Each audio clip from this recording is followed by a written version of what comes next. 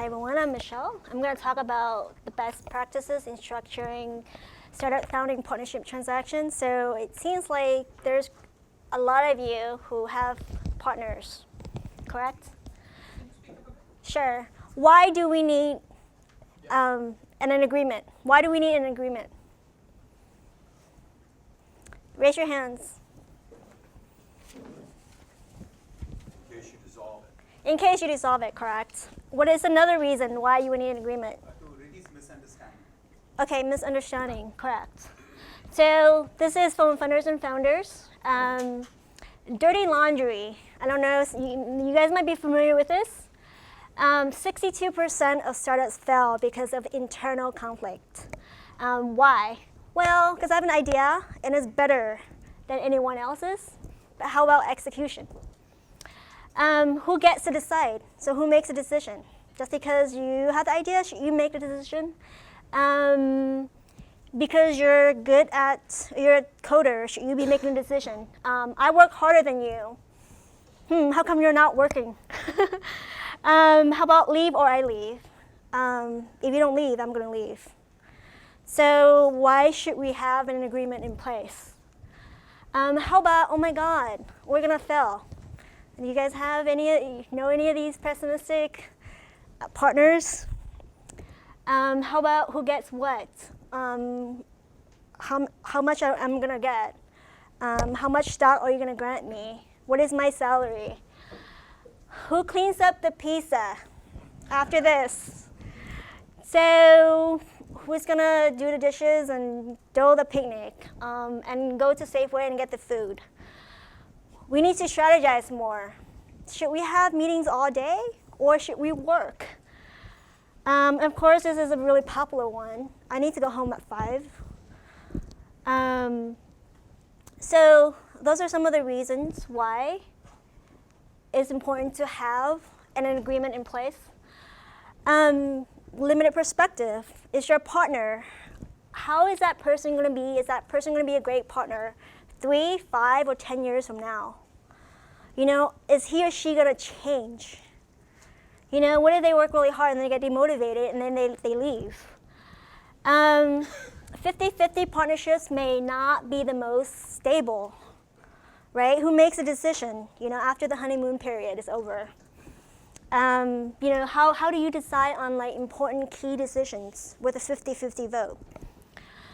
And then of course, we all know this. You work day and night, right? And there's resentment because, you know, someone works an hour less than me. So those are some of the issues that you would have to think about. Any questions? Just one question. No? No dying question? Go ahead. Just a clarification. People change? Sure. I have seen this. So I work with some startups where, you know, one person might be really committed, get really excited about the idea, but they might need money, and so they might want to work at a full-time and get a full-time job so they can get married or so that they can buy things. So people's motivation change, or they might have a spouse, and they might need certain things. So in order to meet their needs, you know, your partner may change because of the pressure. Okay? You're welcome. Best practices. So one of the best practices I recommend is to build your company as an LLC or corporation. Incorporate your company. Why?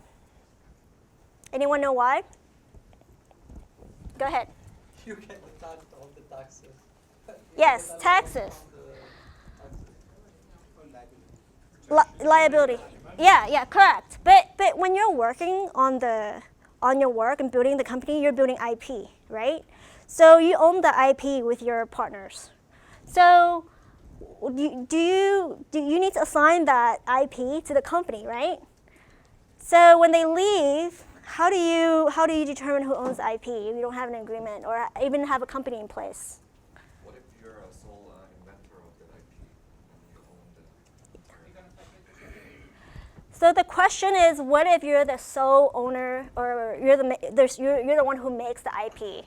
So technically, he owns the IP, unless there are certain agreements in place. Can you license it to the company? You could license it with a company, yeah. So have confidentiality and invention agreement in place. So the first thing someone join, you should say, hey, here's our IP and assignment agreement, assign it to the company. And be very religious about that. Because I've seen a lot of startups break up, and there's issues, and going to court is very expensive. Require vesting with cliffs. So your stock, if you have partners, should have vesting terms, right? And then they should have cliff periods. We'll talk about that later. Also have operating or shareholders agreement. You guys know about that. We'll look at them in detail later on. Think through the rights and responsibilities of each partner. So what is that person doing? What will they be responsible for? Set up procedures for decision making and dispute resolution among partners. So if you guys have a fight or an argument, what is the process for that? You wanted to resolve things internally before you go to lawyers. And how will assets be distributed and disposed of? So, which is really what a lot of people care about, right? How much money will they get, how much stock they will get. Excuse me, will we be sharing the slides? Just email me afterwards, okay? I'm going to talk about letter versus structure agreement. So, of all the companies that you're building right now, do you have an agreement in place right now before you incorporate, or even when you incorporate? How many of you guys have founding agreements? Okay, very few of you. That doesn't look good. Okay, so before you incorporate the company, you should have, just a letter agreement, very informal. It should say you guys should meet and talk about everything that we're going to discuss tonight, and write it down. Okay, even something in writing is good. So here's some of the key terms: IP ownership, equity, which is stock, vesting, rights and responsibility, and have these two provisions in there. When the company is formed, then the company will enter into the agreement that is substantially similar or similar to the letter agreement that I'm having with you. And if you guys sell it to a third party, then I'm going to be entitled to a percentage of the net consideration received by the seller assignment. Go ahead. I'm the sole founder. Should I still have a structured agreement? You don't really need one if you're a sole founder. Yeah. You might need other agreements, but not this one. Okay, incorporation. So after you incorporate it, you should have an employment agreement for each partner. So look at it as a role as an employee versus role as an owner. You're a share owner of the company, but you're also an employee of the company because you're doing marketing for them. So you're still an employee. So make sure that each person has an employment agreement with a company. Have restricted stock purchase agreement and stock option plans and other compensation related agreements. Okay, and then all the other agreements are really related to IP, disclosing previous invention, from your other workplaces. You guys don't forget about that, right? Non-solicitation. If I want to leave, can I take like the other co-founders with me? Non-competition. Can I go and create something similar to the startup and build something on my own? And after I steal all your employees. Does the agreement need to include compensation also if you're not funded yet? You should have some kind of outline done. I mean, it could be flexible because you should be, say, mutually agreed upon, or some other language to make it more flexible. Then you have your attorney draft it for you. Go ahead. Non-compete clauses in employment agreements very difficult to enforce in California. There's something called the blue pencil rule. The courts look at it on an individual basis, so I would look it up. It's called the blue pencil rule, so it has to be reasonable, and usually it's like 2 years. Okay. What was 2 years? It's something called the blue pencil rule, and it's non-compete, and it just has to be reasonable, and sometimes the court don't enforce it. So it really depends on how it is structured in your agreement. Then termination, and also have an NDA. Sometimes we forget, but we should have an NDA in place because it's so obvious, I guess. And then terms. I'm going to go over some of the terms with you. All right, who owns the IP? Okay, you guys, anybody? How do you own IP? When do you own IP, and when do you create IP? Huh? Yeah, but when do you begin making IP? The day you file. The day you file? You write it The down. day you start coding. Yeah, so when you're building, when you're conceptualizing, you're making IP. So that's why it's important to make sure that IP, before the people work, that the IP is transferred to the company. And if it's before you incorporate it, make sure that you have an agreement to determine who owns the IP and have it in writing. All right? So a lot of people forget. Make sure your employees, consultants, and contractor also are given that agreement so that they can sign it as well. And so for pre-incorporation company, it gets really tricky, and so it's important to write it down. So invention related to company created by partners during company time. So is this owned by all parties? Who owns this? The person who made it, right? So have that determined, okay? And how about employees? If you have an employee before you incorporate, who owns the IP? Does the employee owns it? You gotta assign it to somebody, right? How about invention created by a partner on his own time? They're building something, another thing on the side. Who owns that? You're doing a startup. Flexible hours, working at home. So you can tell. You should have all these three things covered from the beginning before even if you haven't incorporated yet. Okay. And then another question that you would consider is really, what are the roles and responsibilities of your partner? Do you want to give them big titles now? There's pros and cons of doing that. And can they keep their day job until the company takes off, or you get funded, or there's a product in place? Can they work on another sideline business? And also, you guys all know that a person who works part-time at a startup is different from someone who works full-time, because there's a lot of risk, because the person who works full-time may not get paid or have deferred salary. So those are some of the things that I would consider. Any questions? What defines full-time all the time? Is it, at a startup, you can say I have a day job and I work 10 hours a day at that, and then I work another 10 hours at my startup because I don't sleep. Yeah, so I think it's a question that all the terms in here, it could be created by the team. So you would, in your agreement, you'd be like, well, full-time to us means blah, blah, blah. So it's flexible, right? So we just spoke about that. Set expectation for time commitment for each partner. Is it okay if they work part-time? And the person who works part-time or full-time, well, it'd be deferred salary. Do they keep track of their time? Or would it just be volunteering work where their time is not reimbursable?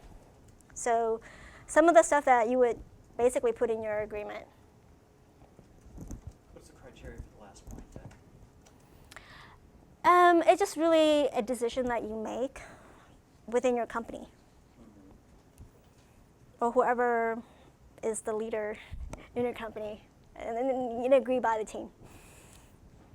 What are the arguments on both sides then? So why would it be? Deferred salary, VCs usually don't like that, right? Non-reimbursable sweat equity, you're working for free. They love that. So, and also, what are the salaries for each partner? And could the salary be changed, right? Like you're paying your co-founder $100,000 a year. Could it be $120,000? And will all partners agree to accept money from all the investors? And what if the company incur debt, right? So those are some of the stuff that you would need to think about. Who would approve those? How would it be like? Question on salaries. So if you have partners which have different levels of experience, junior, senior, they're all equal shareholders, is it expected that those will be compensated in the same way also? Or, you can decide, okay, the junior partners get... Yeah, I'm going to talk about that later in terms of distribution. So we're going to go in more detail about the pie, okay? And then contribution. I don't know if you guys forgotten that. What if I put 20,000 in the company or 50,000? Does it make me more important? Do I have more say in key decisions? And should I put the money right now when we incorporate, or should I give it to you when we actually needed it? And also, the money that I write to buy a computer for that MacBook, right? Is that investment in is that a paid in capital, which is treated as an investment in the company? So I get shares for that, for that $2,500, or will it be reimbursed when we get funding? So those are really some of those things that you would consider. Do you guys have any questions? I'm just gonna take a break. Is it typical for investors to understand that the back pay of the sweat equity that was put in is not sweat equity and that they're going to pay?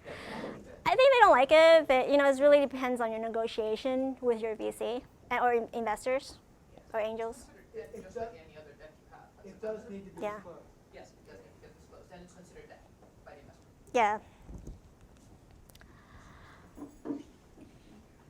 Okay, and then how about your engagement with outside companies? Can they if they work at Facebook, can they also advise Twitter? Can they help and do a consultant job at Twitter if they work at Facebook, right?